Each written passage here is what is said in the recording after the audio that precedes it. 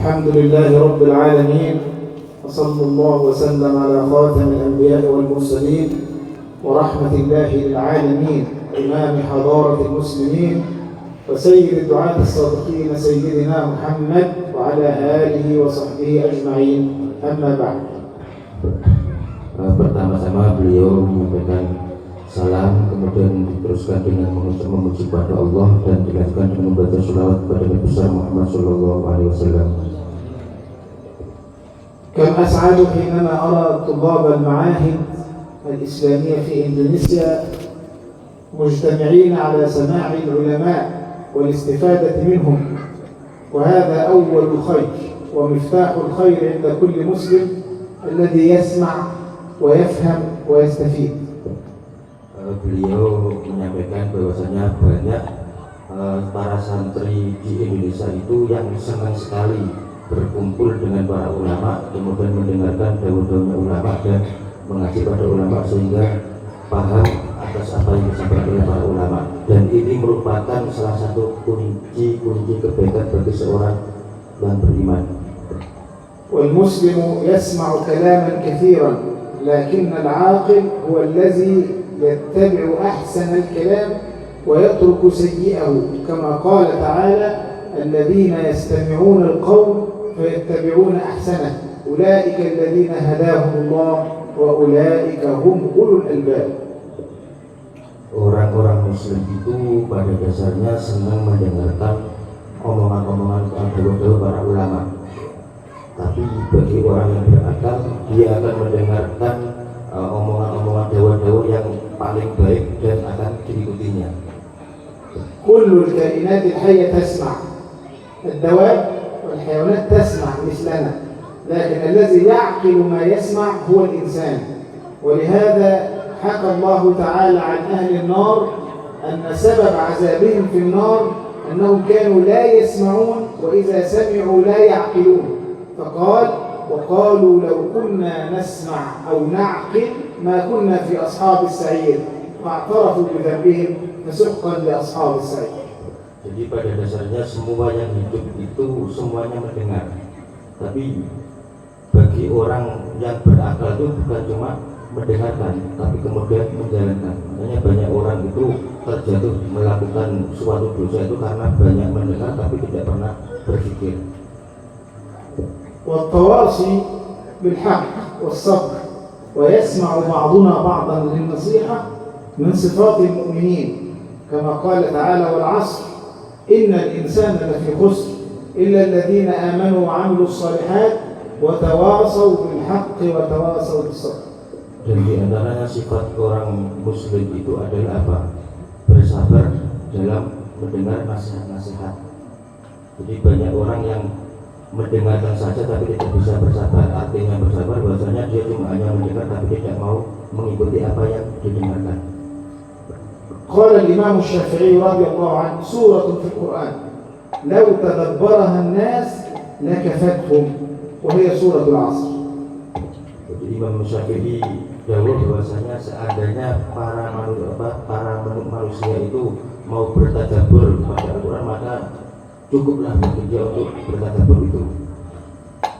خلق الله لنا هذه الحواس لننتفع بها لا لنعطلها، ولهذا الذين يعطلون هذه الحواس ولا يستفيدون بها الله تعالى يقول عنهم: ولقد ذرأنا لجهنم كثيرا من الجن والإنس لهم قلوب لا يفقهون بها ولهم أعين لا يبصرون بها ولهم آذان لا يسمعون بها أولئك كالأنعام بل هم أضل أولئك هم الغافلون.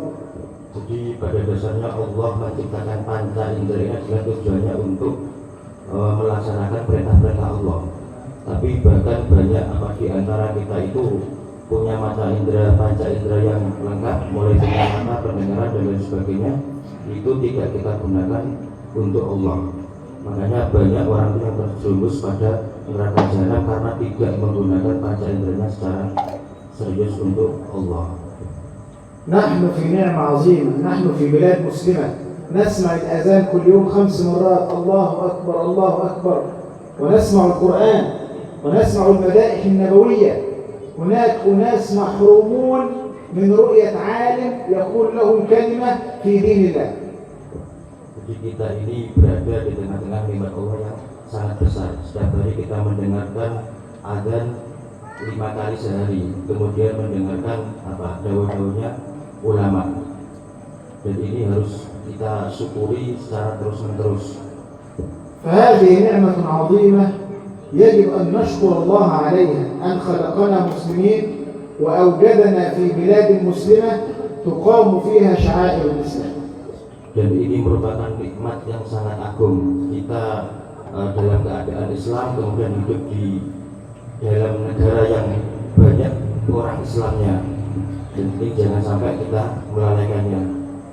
وطالب العلم على وجه الخصوص ينبغي أن يكون أكثر الناس شكرا للنعم، لأن العلم يدله على الشكر. Kemudian sesungguhnya bagi penuntut ilmu ini rasa syukurnya harus lebih besar daripada yang lainnya, karena dia ditunjukkan pada mencari ilmu. Mencari ilmu ini merupakan nikmat yang sangat agung. وأعظم نعمة بعد الإيمان نعمة العلم. Dan sebesar-besar nikmat setelah iman adalah ilmu. فحين يختار الله لك أن تكون طالب علم، خصوصا طالب علم الشريعة، فقد أتم نعمته عليك. Ketika Allah memilih kalian menjadi penuntut ilmu, maka nikmat yang diberikan kepada kalian adalah betul-betul nikmat yang sempurna yang Allah berikan kepada kalian. حتى الذكر الله، حتى شهادة التوحيد، القرآن حينما أمرنا أن ننطق بشهادة التوحيد قال فاعلم أنه لا إله إلا الله، ولم يقل قل لا إله إلا الله، قال فاعلم أنه لا إله إلا الله. Sampai di Quran disebutkan fa'lam, maka ketahuilah la ilaha illallah. Itu menunjukkan apa? Ilmu itu sangat penting dalam ilmu tauhid. فقدم العلم على الذكر وقدم العلم على العبادة، فلا عبادة إلا بعلم ولا ذكر إلا بعلم. Dan ilmu itu merupakan syarat khusus untuk berzikir, ya, beribadah, semuanya harus pakai ilmu. بعض السالكين في طريق التصوف يستعملون في الذكر أشياء غير مفهومة وغير معلومة فتضرهم كثيرا، وكان لابد من العلم. Banyak pengikut tarekat itu yang berzikir tanpa disertai ilmu, dan ini sangat membahayakan bagi jiwa seorang tersebut. وفي الحديث الشريف من يرد الله به خيرا يفقهه في الدين، ولم يقل يؤتيه مالا أو يؤتيه صحة أو يؤتيه قوة، وإنما قال من يرد الله به خيرا يفقهه في الدين. Nabi Muhammad SAW bersabda, jadi ketika Allah itu menghendaki hambanya menjadi orang baik, maka orang tersebut akan difahamkan oleh Allah tentang ilmu agama. Jadi yufaqihu, bukan yu'ti, bukan diberikan, tapi difahamkan, bukan diberikan harta, tapi difahamkan tentang ilmu agama. Itu ketika Allah menghendaki hambanya menjadi orang baik. ووصيتي لكم ولكل طالب علم احرصوا على طلب العلم، لا تقصروا في طلب العلم، لا تكسلوا، لا تتهاونوا، فاليوم تعب وغدا راحة. Beliau berwasiat kepada kita semuanya sebagai penuntut ilmu, ini kita harus betul-betul menjaga ilmu. Jangan sampai kita itu bermalas-malasan, jangan sampai kita menyia-nyiakan dalam mencari ilmu. Kita ketika mencari ilmu itu akan merasakan kelelahan, tapi insya Allah nanti kita akan menuai hasilnya, itu apa? Dan mendapatkan ketenangan. Jadi bersusah-susah dulu, baru bersenang-senang kemudian. كان سيدنا عبد الله بن عباس رضي الله عنه أعلم الأمة بتفسير القرآن، ويقال له حبر الأمة وترجمان القرآن. لم يصل إلى هذه المرحلة العلمية الكبيرة إلا بالتعب وهو صغير. Kemudian Ibnu Abbas ini seorang penafsir yang ilmunya sangat luar biasa. Beliau itu tidak akan sampai pada derajat seperti itu kecuali beliau waktu itu bersusah payah dalam mencari ilmu. كان هو صغير في مثل سنكم يذهب إلى بيوت الصحابة الكبار ليروي عنهم الحديث ويأخذ عنهم العلم، فيذهب في يوم ريح شديد، ريح لا يستطيع أحد أن يمشي في الشارع من شدة الريح، هو كان يمشي، فيذهب إلى بيت الصحابي فيسأل عنه، فتقول زوجته إنه نائم، فيظل جالسا على باب الدار كثيرا حتى يستيقظ، فإذا استيقظ ذهب إليه وأخذ عنه العلم. Jadi Ibnu Abbas itu ketika waktu kecil itu selalu keluar rumah untuk mencari hadis. Jadi perjalanan yang ditempuh itu sangat menakutkan. Tapi beliau waktu kecil berani, dan begitu sampai di rumah para sahabat itu ternyata sahabatnya tidur, kata istrinya tidur.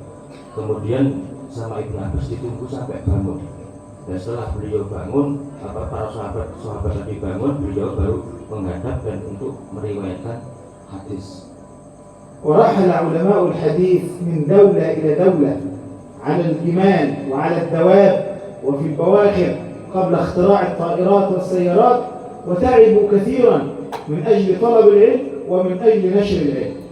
Para ahli hadis itu dulu perginya bukan cuma antar kota tapi antar negara. Dan waktu itu ya naik unta, naik kuda, belum ada pesawat dan kendaraan yang modern seperti sekarang. Dan ini capeknya luar biasa, hanya demi untuk satu hadis dan untuk belajar kepada para ulama. وقد ألف علماء الحديث كتابا اسمه الرحلة في طلب الحديث، ذكروا فيه عجائب عن علماء الحديث، منها أن رجلا من الصحابة رحل من المدينة إلى سوريا مسيرة شهر من أجل أن يسمع حديثا واحدا. Bahkan ada ulama yang mengarang kitab tentang perjalanan ahli hadis mencari hadis. Jadi perjalanan dari di dalam kitab tersebut dijelaskan bahwasanya ada satu perawi hadis itu pergi dari Madinah ke Syria, dan perjalanan itu tempuh 1 bulan. Dan di sana ketika sampai itu cuma hanya meriwayatkan 1 hadis, dan ini capeknya luar biasa.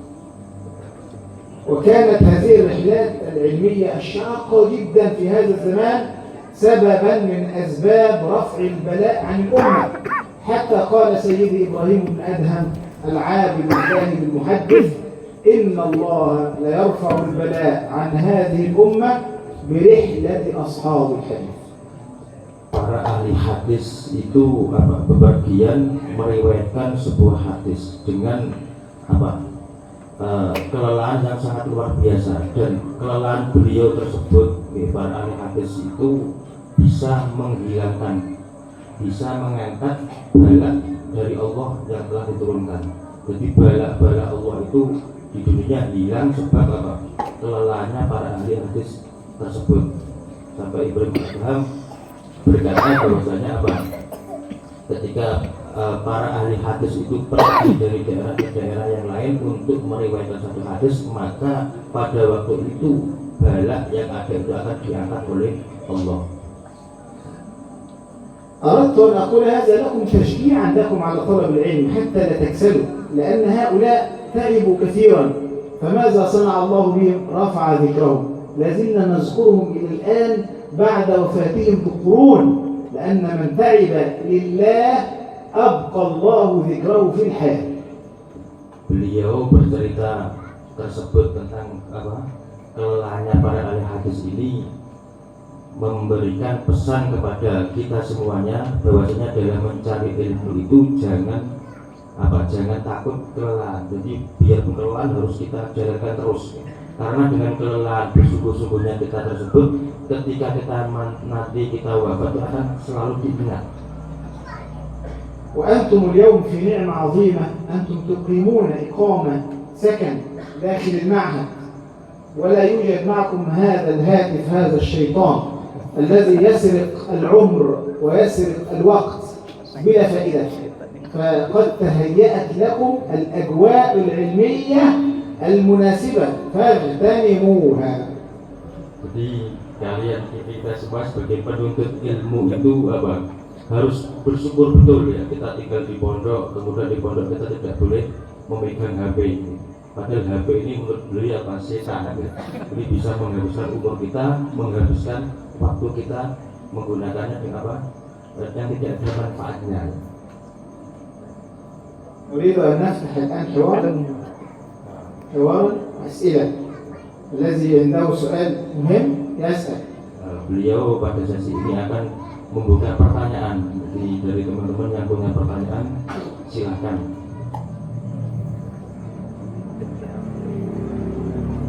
كان الصحابة يسألون رسول الله صلى الله عليه وسلم وكان رسول الله يسأل الصحابة. Pada waktu zaman Nabi itu biasa Nabi Muhammad bertanya kepada sahabat dan sahabat bertanya kepada Rasulullah. لأن ليس العلم فقط أن يجلس الطالب والأستاذ يشرح والطالب ينام، هذا ليس علم. الطالب يستيقظ يسأل أستاذ لو سمحت في سؤال، هذا معناه أنه منتبه. أما هو ما في كلام نوم يبقى ما في علم، هو لا ينتبه. Jadi namanya apa? Belajar ya. Belajar itu apa? Ya saling tanya. Yang diceritakan sesuai dengan yang dicontohkan Nabi Muhammad bersama para sahabatnya. Jangan sampai muridnya diam saja, gurunya menerangkan terus. Apalagi gurunya menerangkan, muridnya tidur. Tidak ada ilmunya kan kayak gitu. Nah, silakan yang punya pertanyaan langsung bilang.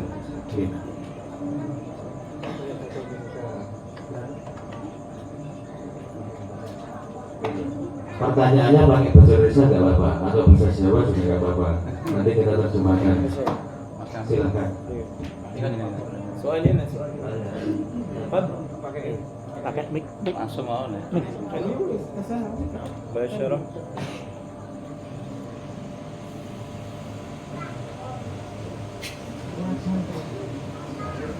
Assalamualaikum warahmatullahi wabarakatuh. Langsung saja, apa kunci memilih ilmu manfaat itu? Terima kasih. Kunci ilmu manfaat Meraih. Terima kasih. Assalamualaikum warahmatullahi wabarakatuh.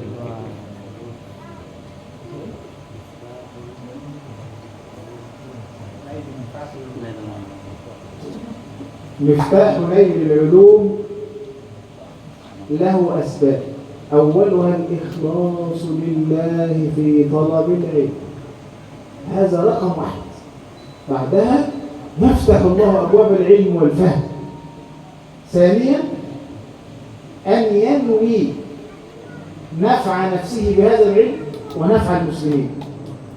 ثالثا أن يتجنب الأسباب التي تمنعه من الانتفاع بالعلم، وأشدها المعاصي، لا يترك المعاصي حتى ينفعه الله بالعلم، ونور الله لا يهدى لعاصي. رابعها أن يستعين على ذلك بالأوقات المناسبة للتحصيل العلمي، مثل الليل، مثل الفجر. هذه الأوقات يكون الذهن فيها صافيا يستطيع أن ينتفع بتحصيله. Pertama-tama agar kita mendapatkan ilmu yang bermanfaat itu, ketika kita mencari ilmu, niatnya harus betul-betul ikhlas lillahi ta'ala. Yang kedua, kita niat mencari ilmu itu adalah agar untuk manfaat diri kita sendiri dan untuk orang lain. Kemudian yang ketiga, kita harus menjauhi maksiat. Dan terakhir, kita harus memilih waktu yang tepat untuk menghasilkan ilmu, yaitu untuk belajar.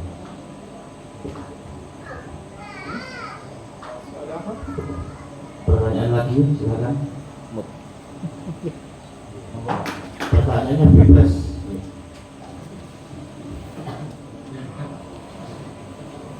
Assalamualaikum warahmatullahi wabarakatuh. Langsung saja, ini saya mau menanyakan, tadi kan sudah dijelaskan, ketika guru mengajar jangan sampai murid tidur dan berbunyi sebaliknya. Jangan sampai guru selalu menerangkan tetapi murid tidak paham apa-apa. Nah, selama ini saya sudah beberapa bulan ini menjadi guru itu, yang kami keluhkan adalah itu zaman sekarang itu anak-anak banyak yang suka ngantuk di kelas. Nah, kita itu sudah melakukan berbagai strategi agar mereka itu tidak mengantuk dan bagaimana kita komunikasi dengan murid itu bisa diterima, tetapi hasil juga tetap seperti itu. Nah, strategi apa lagi yang harus kamu lakukan? Mungkin atau ada amalan apa agar anak-anak itu bisa tidak tidur di kelas. Sedangkan kita sebenarnya sudah melakukan banyak strategi. Terima kasih.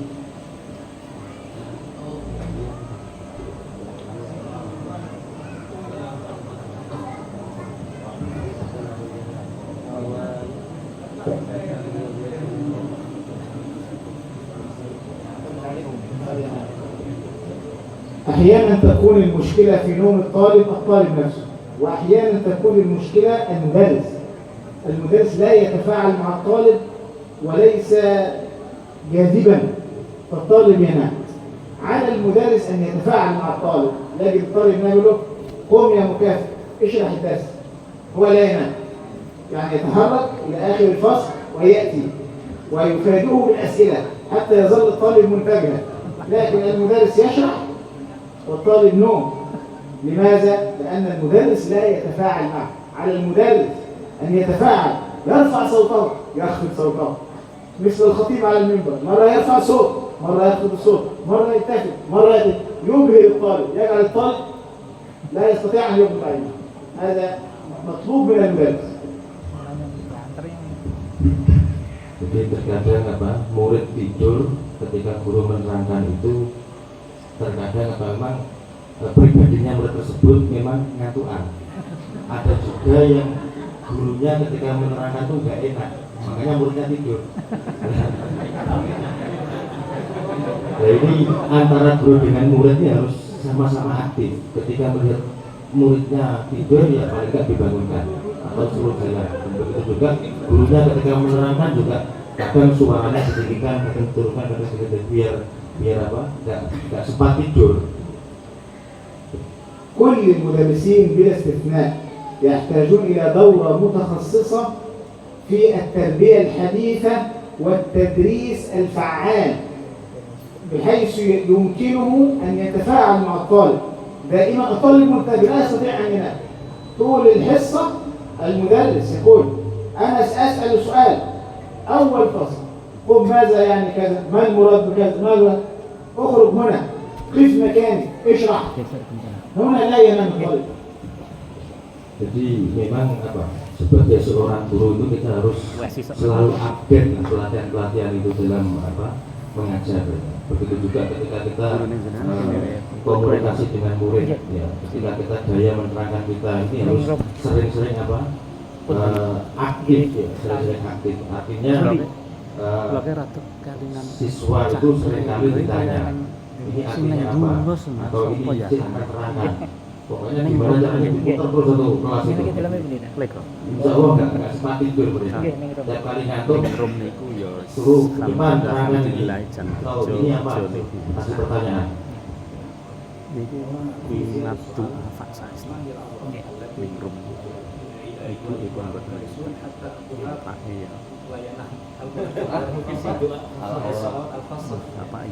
لا هو يعني دائما ممكن المدرس يستعين على الأسباب الروحية ومن بينها الدعاء قبل أن يبدأ يومه في التدريس. يقول اللهم افتح لي قلوب طلابي، اللهم افتح لي قلوب طلابي وارزقهم العلم والحكمة.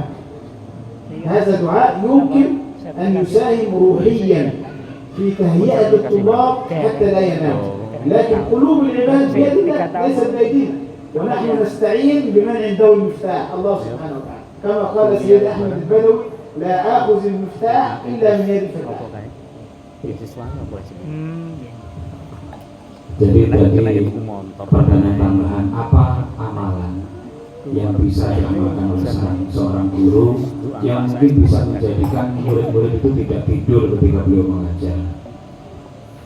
Maka tadi beliau mengijazahkan atau ada doanya begini, Allahumma iftah quluba at-tullab, ya Allah bukalah hati murid-murid kami, anak-anak kami. Ini sebagai cara dari guru agar murid-murid itu dibukakan hatinya bisa menerima dan bisa menyerap ilmu. Namun ini semuanya terjadi atas hidayah Allah. Jangan sampai sudah doa lah kok masih tidur gitu loh. Ini masalah tidur itu tadi kembali yang tadi, tapi seorang guru harus sebelum mengajar ini harus minimal atau kalau bisa mengamalkan doa ini. Karena urusan ilmu masuk apa tidak itu dari Allah. Dari Allah. Sementara doa tadi itu harapannya memberikan spiritual atau agar murid itu tadi dapat ilmu. Kalaupun dia ngantuk tetap dapat ilmu kalau gitu. Tapi sekali lagi ini semuanya itu tergantung kepada Allah. Ya. Kita jangan sampai menyalahkan Allah, sudah doa tetap tidur, nggak boleh. Ya. Bisa jadi yang tidur itu dapat ilmu itu tadi gara-gara jenengan berdoa. Nah, maka diamalkan Allahumma iftah quluba atullah. Ya Allah, bukakan hati anak-anak kami. Pertanyaan gitu pun monggo seputar sholawat ya monggo.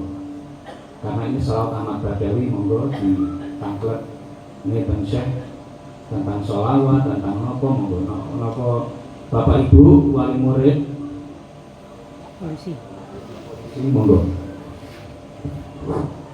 Assalamualaikum warahmatullahi wabarakatuh. Waalaikumsalam. Alhamdulillah sampai hari ini anak-anak kami di pondok. Alhamdulillah. Kita mau minta saran atau doa atau apa, gimana caranya anak-anak kami ini betah di pondok. Satu, dua, mendapatkan ilmu yang manfaat. Kemudian pertanyaan berikutnya, kami ini sebagai orang tua juga ingin menuntut ilmu. Gimana caranya kita biar tetap bisa istiqomah untuk menuntut ilmu dan mendapatkan ilmu yang bermanfaat. Syukran.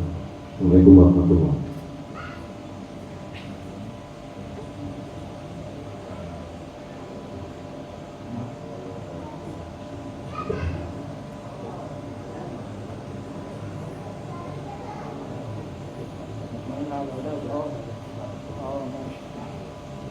أسأل الله سبحانه وتعالى أن يبارك في أولادك وأن يحفظهم بحفظه ويكلأهم برعايته وأن يطمئن قلبك عليهم وسائر جميع الطلاب وأبنائنا وأبناء المسلمين آمين.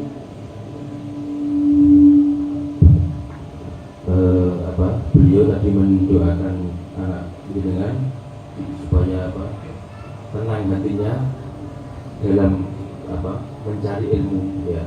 Kemudian terkait masalah mendapatkan ilmu yang bermanfaat tadi sudah dijelaskan sama beliau tadi. Yang penting pokoknya niat ikhlas lillahi ta'ala yang pertama. Yang kedua niat agar bermanfaat untuk dirinya sendiri dan untuk orang lain. Kemudian yang ketiga adalah menjauhkan diri dari maksiat.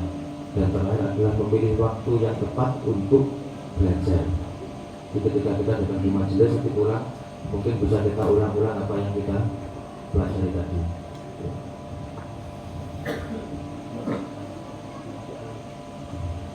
Di soal sana, ada pertanyaan lagi?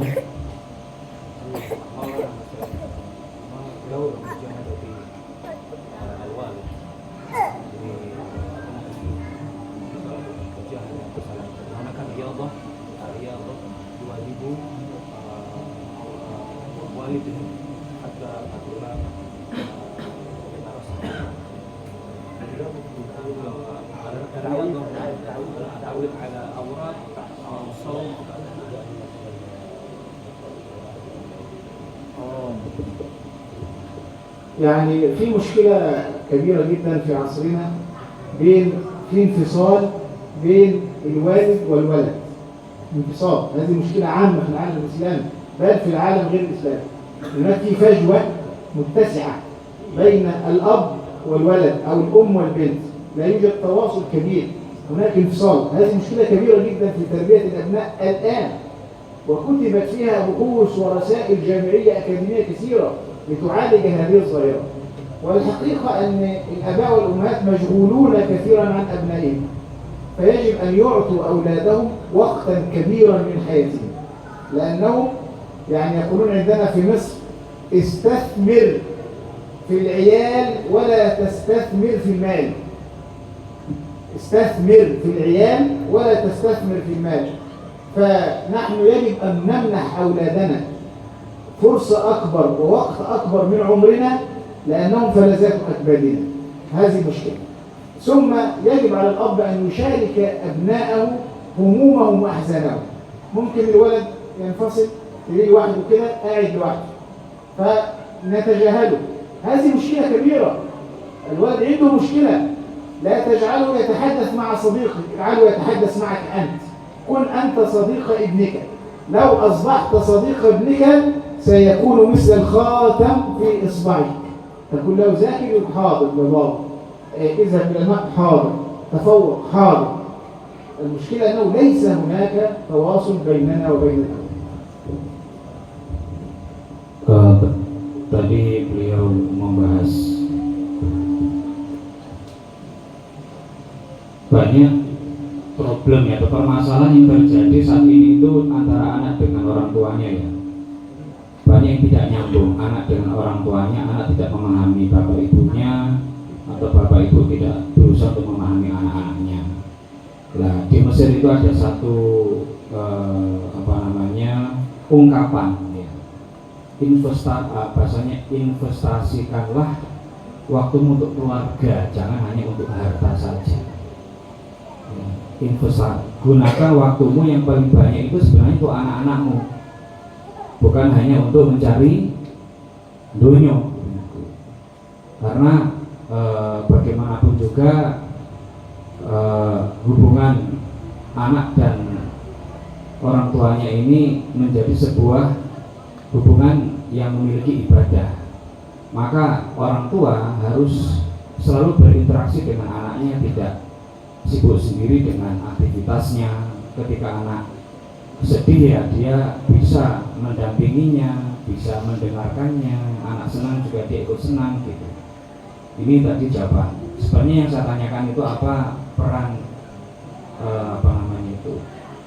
tirakat orang tua gitu ya. Tirakat orang tua dengan puasa atau apa itu. Coba kita tanyakan. Syekh, masalah al-walid yasum li waladi. Ma asarnya. Al-walid yasum li auladi, yasum ay sholat tahajud ma hal hunaka asar kabir yani li auladi. كان الإمام محمد بن سيرين أعيان التابعين كان عنده ولد صغير، فكان ابن سيرين ينظر إلى ابنه الرضيع ويقول له والله يا ولد إني لأزيد في صلاتي من أجلك، إشارة إلى قوله تعالى وكان أبوهما صالحا. فكلما كان الأب صالحا والأم صالحة جعل ذلك البركة في الأولاد وينشأ الولد مبارك، كما قال عن سيدنا يحيى وسيدنا عيسى وجعلني مباركا أينما كنت. فصلاح الآباء ينفع الأبناء. Jadi kesalehan anak itu bergantung kepada kesalehan orang tua. Ada satu tabi'in namanya Ibnu Sirin yang beliau itu memiliki tafsir mimpi. Ibnu Sirin itu beliau mengatakan kepada putranya yang masih digendong, masih disusui sama ibunya. Ketika kecil itu sudah berkata kepada putranya, saya tidak lepas mewiriti, gitu ya. Wirid saya tidak lepas. Sejak bayi sudah diwiriti, wiridnya nggak putus-putus. Maka wirid yang tidak terputus itu ini dari orang tuanya menjadi sebab kesalahan bagi putranya. Dia tadi mengatakan Ibnu Sirin saja, tabiin saja, tabiin ya. Tabiin itu muridnya sahabat itu saja masih riyadhah untuk putranya. Itu padahal makomnya tabiin. Dan tidak putus mentirakati putranya. Maka sekali lagi kesalehan anak itu tergantung kesalehan orang tua, baik dengan wirid, baik dengan puasa, baik dengan tahajud. Sekalipun beliau wali, kalau tidak ngiriti anaknya ya bodoh wali. Ibnu Sirin itu sudah makomnya tabiin, sudah makomnya wali, itu tidak putus wiridnya kepada putranya. Dan sebab kesalehan putranya itu karena wirid dari orang tua. Kata Maulana, al-hunaka salawatul khasah, masalah di ja'altu laka salihin wa يعني في صلاة جامعة أنا أستعملها كثيرا في صلواتي جامعة لخير الدنيا والآخرة، صلاة عظيمة في دلائل الخيرات. اللهم صل على سيدنا محمد صلاة تنجينا بها من جميع الأهوال والآفات، وتقضي لنا بها جميع الحاجات، وترفعنا بها أعلى الدرجات، وتبلغنا بها أقصى الغايات من جميع الخيرات في الحياة وبعد الممات، وعلى آله وصحبه وسلم. هذه صلاة جامعة وتقرأ على النية، يعني إذا كانت نيتك صلاح الولد اقرأها بنية صلاح الولد، إذا كانت قراءتها بنية الشفاء اقرأها بنية الشفاء، وهكذا تقرأ على النية. Kalau menurut beliau ini ada satu sholawat yang sempurna, ya, tergantung apa niatnya, yaitu sholawat munjiat. Ya, saya yakin semuanya sudah hafal. Dibaca tergantung niatnya. Kalau niatnya untuk agar anak saya menjadi orang soleh, ya niatkan itu, dan seterusnya. Kalau ada orang sakit dibacakan sholawat itu diniatkan biar sakitnya sembuh. Pokoknya tergantung niatnya. Itu sholawat munjiat. Ini kalau versi beliau. Sholawat munjiat ada juga di dalam Dalailul Khairat.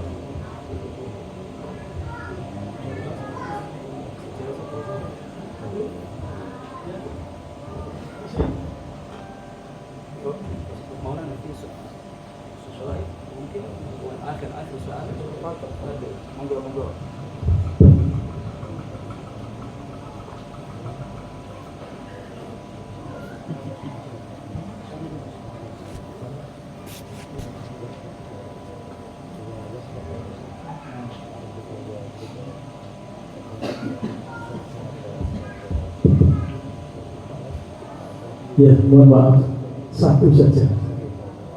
Assalamualaikum warahmatullahi wabarakatuh. Ini mungkin kaitannya dengan kita bersama. Itu adalah masalah rezeki, masalah ini. Jadi Gustang merasa tertawa, karena saya ini Pak D-nya. Ya. Gini, kiat apa yang kita tempuh untuk mendapatkan rezeki yang diridhoi Allah? Kemudian begini, setiap yang mungkin dari Pak Yai itu sudah menyampaikan amalnya ini membaca ini, tapi kok kita, saya terutama itu kok kurang bersabar. Kemudian saya juga kadang-kadang merasa iri dengan beliau-beliaunya yang tidak sholat, tidak jalan apa-apa, itu kok rezekinya kelihatan kok lancar-lancar saja.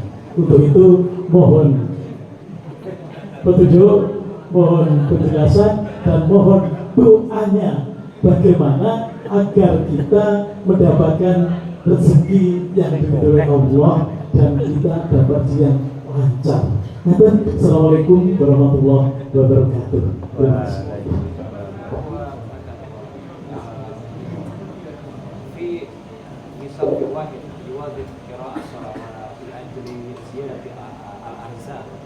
ولكن لا يصبر متى زيادة الأرزاق لا يرى زيادة الأرزاق لا يرى زيادة المالية وهو لا يتحمل على انتظار زيادة هذه زيادة وكيف وقد رأينا من لا يصلي ولا يقرأ القرآن زادت رزقه. هذا اختبار يختبر الله به عباده الصالحين، والأصل في العبادة أنها لله لا لغرض. يعني الله تعالى يقول ألا لله الدين الخالص فاعبده وتوكل عليه. الأصل أن نعبد الله لأنه الله، لا طمعا ولا خوفا، ولكن قد يحتاج المسلم إلى شيء من ربنا فيسأله، الدعاء، الذكر، الصلاة على النبي صلى الله عليه وسلم. فكل هذه الأمور تيسر الأمور وتيسر الأسباب للحصول عليها، لكن قد لا يحدث. لماذا قد لا يحدث؟ لا يعني ابن عطاء الله السكندري يقول حكمة عظيمة جدا احفظوها، يقول لا يكن تأخر أمد العطاء مع الإلحاح في الدعاء موجبا ليأسك، فهو ضمن لك الإجابة فيما يريد لا فيما تريد. وفي الوقت الذي يريد لا في الوقت الذي تريد. خلص. يبقى أنت خلق الإنسان من عجل، الإنسان مستعجل وهو يعلم أنه قد تكون في العجلة الشر. لو عجل الله له رزقه ربما كان فيه هلاك، ربما يحبس. فالله سبحانه وتعالى يؤخر رزق الآن. ففي كل تأخير حكمة، كل تأخير حكمة، ولا ينبغي للمسلم أن يغضب من ربه إذا أخر عنه العطاء مع أنه ملح في الدعاء.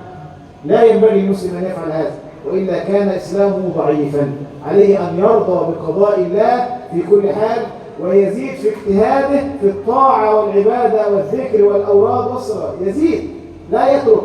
ويقول ما دام لم يأتي الرزق لن أصلي، لن أقول أوراد. هذا خطأ، ما يصح المسلم يتعامل مع الله بهذه الطريقة.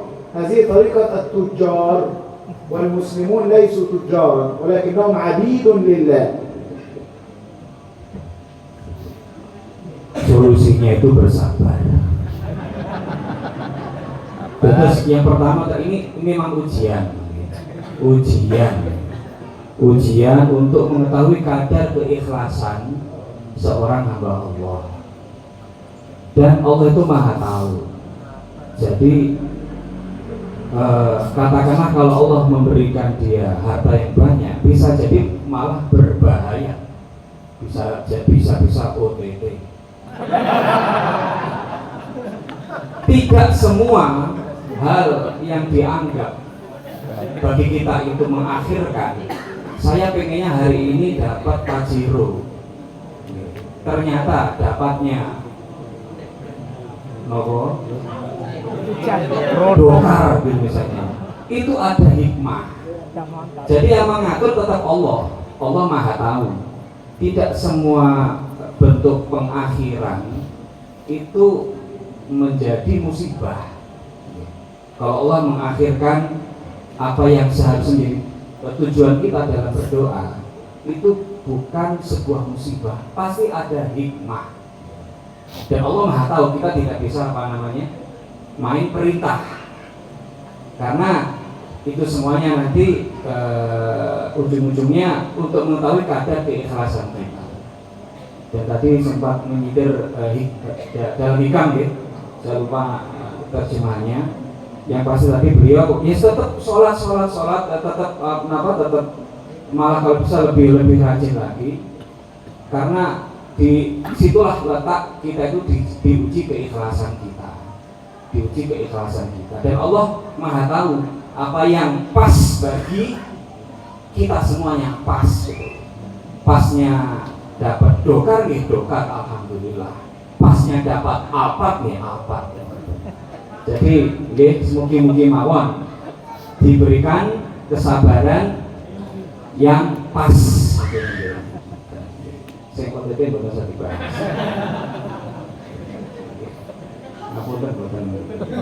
خلاص نعم.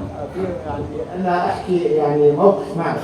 أنا في فترة من الفترات كنت مستعجل على أمر، قل يا رب أنا أريد هذا الأمر، أو أنا أريد هذا الأمر الآن، والأسباب معطلة والأبواب مغلقة، فعاندت القدر حتى وصلت إلى ما أريد. والله كنت سأموت ولم ينجيني من الموت إلا أن تركت هذا الأمر.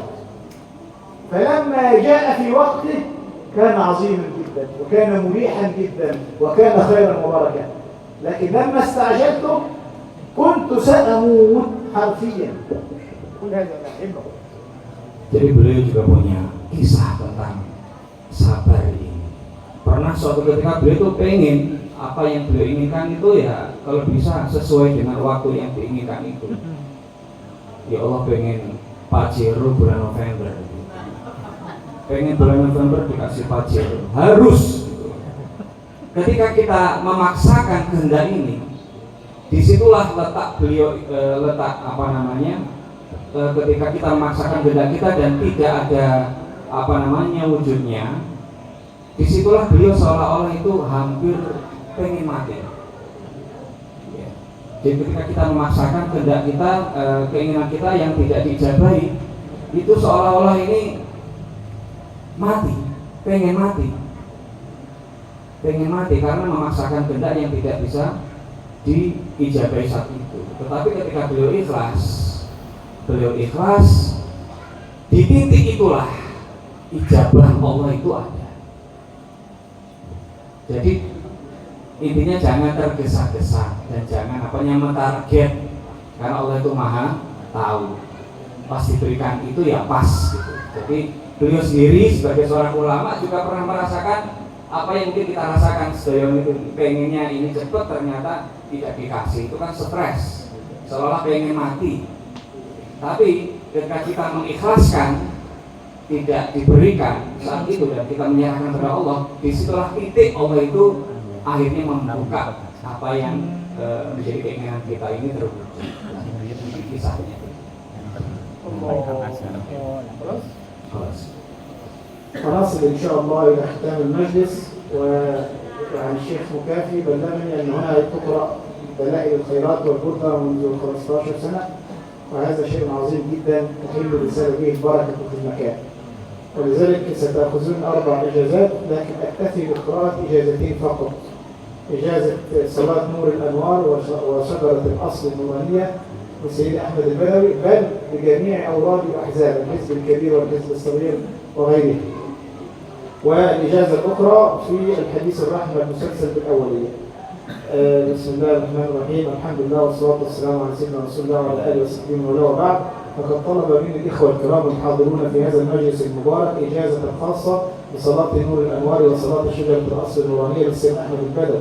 قد استخرت الله عز وجل وأجزتهم وأخبرتهم أني تلقيت جميع ذلك عن شيخنا السيد سعيد حسن الشناوي، شيخ عموم السادة الأحمدية الشناوية خلفاء السيد أحمد البدوي وعضو المجلس الصوفي الأعلى، عن وليد السيد حسن محمد الشناوي شيخ مشايخ الطرق الصوفية ورئيس المجلس الصوفي الأعلى، عن وليد السيد محمد سعيد الشناوي، عن وليد السيد محمد يوسف الشناوي، عن السيد محمد الشناوي، عن السيد عبد الرحمن الشناوي، عن السيد محمد بندق الشناوي، عن السيد علي بندق الشناوي، عن السيد محمد النصر الصغير، عن وليد الحاج محمد النصر الصغير، عن وليد الحاج محمد النصر الكبير، عن وليد السيد عبد القدوس الصغير، عن وليد السيد عبد القدوس الكبير، عن وليد العارف بالله صاحب المعارف الربانية سيد محمد الشناوي الكائن ضريح المحدث روح طنطا محافظة الغربية، عن وليد السيد أحمد جمال الدين الشناوي، عن وليد السيد علي الشناوي، عن وليد سيدي عمر الأشعث الشناوي صاحب سيدي أحمد البدوي،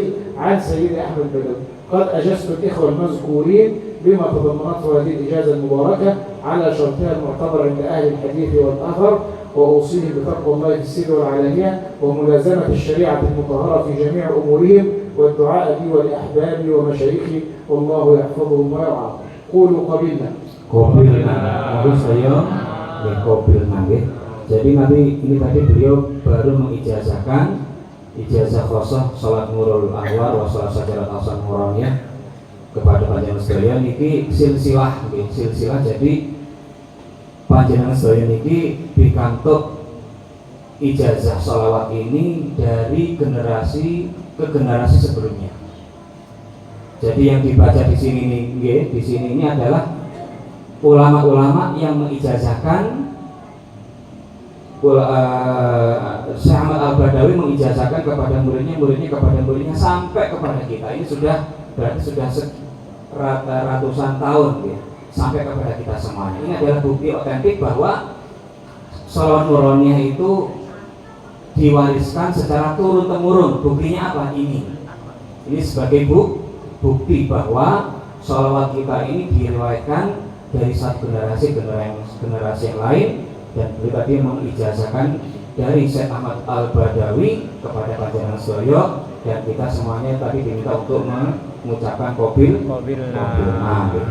Dan sedikit saya perkenalkan beliau ini Syekh Muhammad Ibn Asmawi, dalamipun di provinsi namanya Tonto.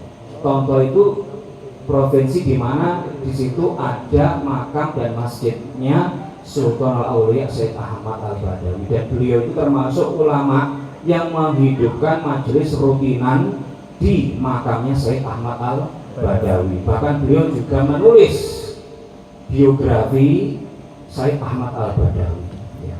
Jadi ini sebagai informasi mawon bahwa beliau ini setiap minggunya gadah rutinane kan makamipun Syekh Ahmad Al-Badawi.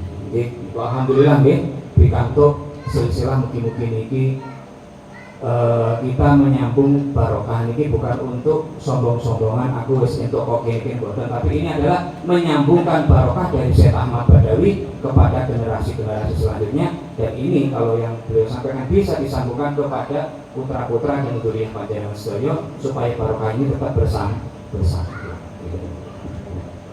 Untuk sholawat Nurul Anwar sudah hafal semua mungkin ada ya.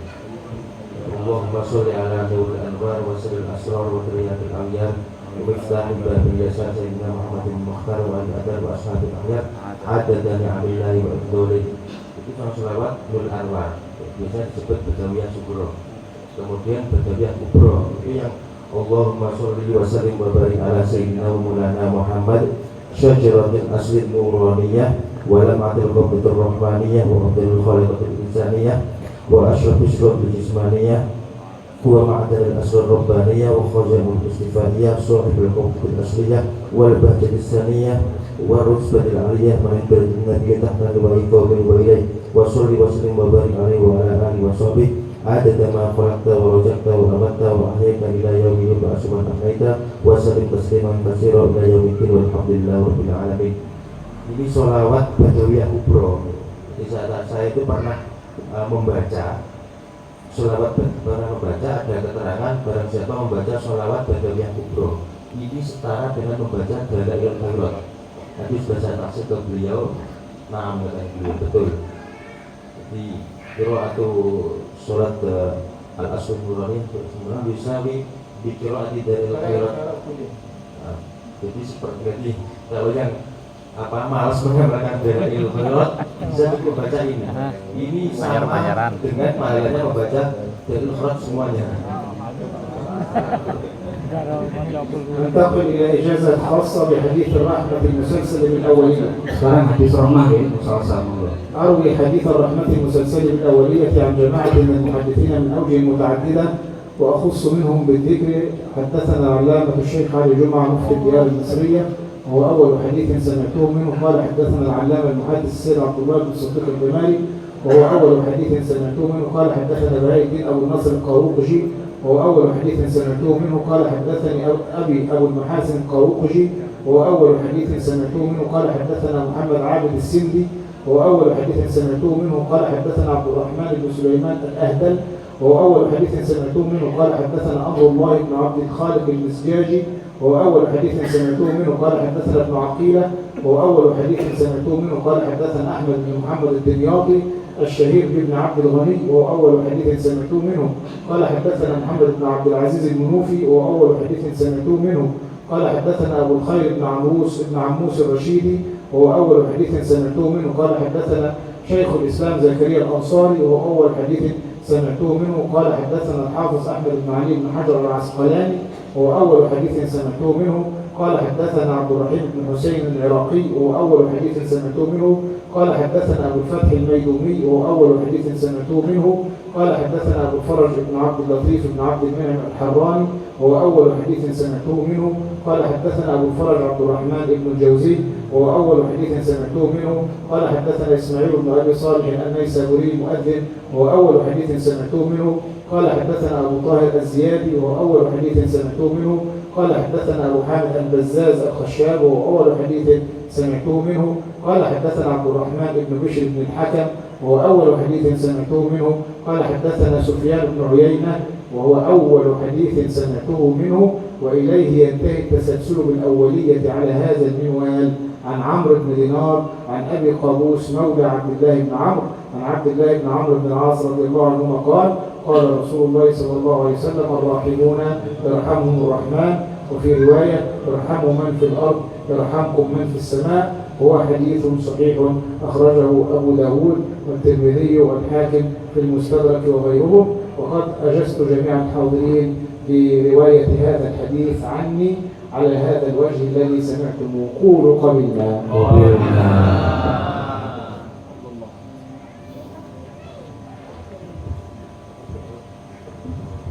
Terus untuk apa? Ijazah Dalailul Khairat sama Burda tadi beliau menyampaikan bahwasanya apa? Nggak perlu dibaca, karena sudah diulang dibaca terus. Ini beliau tadi sudah mengijazahkan sejak awal tadi. Beliau mengatakan tapi nggak perlu dibaca, cukup dua yang dibaca tadi. Karena kemarin dibaca di sana dibaca semua.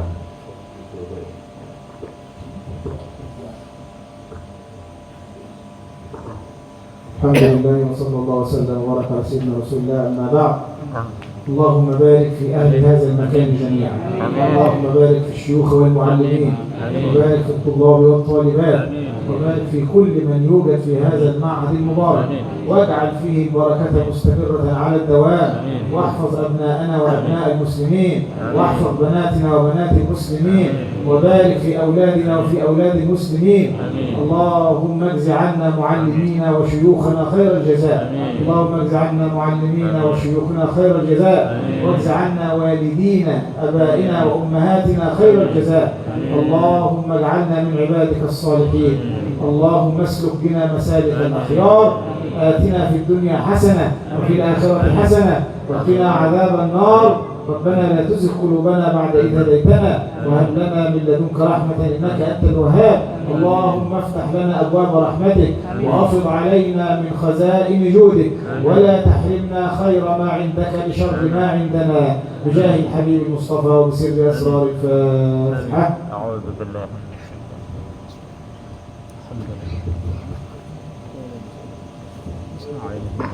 Yang terakhir tadi namanya silsilah hadis rahmah. Ini adalah periwayatan dari Kanjeng Nabi langsung sampai kepada sahabat, tabi'in sampai kepada kita semua. Jadi yang ada dalam hadis rahmah ini yang bunyi nasnya adalah irhamu man fil ardi yarhamukum min sama fis sama. Ini merupakan hadis yang diriwayatkan Kanjeng Nabi kepada sahabat dan dilewatkan secara turun-temurun sampai kita saat ini. Jadi harapan beliau ini benar-benar dijaga dan kalau bisa disampaikan kepada putra-putranya, nanti putra-putranya menyampaikan kepada cucunya dan sebagainya. Karena supaya ini bersambung, dan semakin panjang semakin tajam. Jadi ini opo silsilah ini adalah periwayatan hadis langsung dari Kanjeng Nabi turun-temurun ngantos dugi kita sedaya. Maka ini mohon dijaga dengan sebaik-baiknya. Kalau di madrasah di Mesir biasanya disampaikan pertama kali tahun ajaran baru atau santri baru. Biasanya kalau di Mesir itu nanti disampaikan kepada murid-muridnya, anak baru itu hadis ini irham man fil ardi, sehingga apa? Murid ini memiliki kasih sayang, guru juga memiliki kasih sayang. Dengan demikian semoga tidak ada lagi kasus-kasus yang terjadi anak murid merotes guru, orang tua merotes guru. Ini moga-moga tidak terjadi dengan barokah hadis rahmah yang artinya kasih sayang. Terus ini nanti disampaikan kepada, moga-moga menjadi tradisi pondok ini, sekali santri baru disampaikan itu sedikit, disampaikan dan diijazahkan. Itu saja.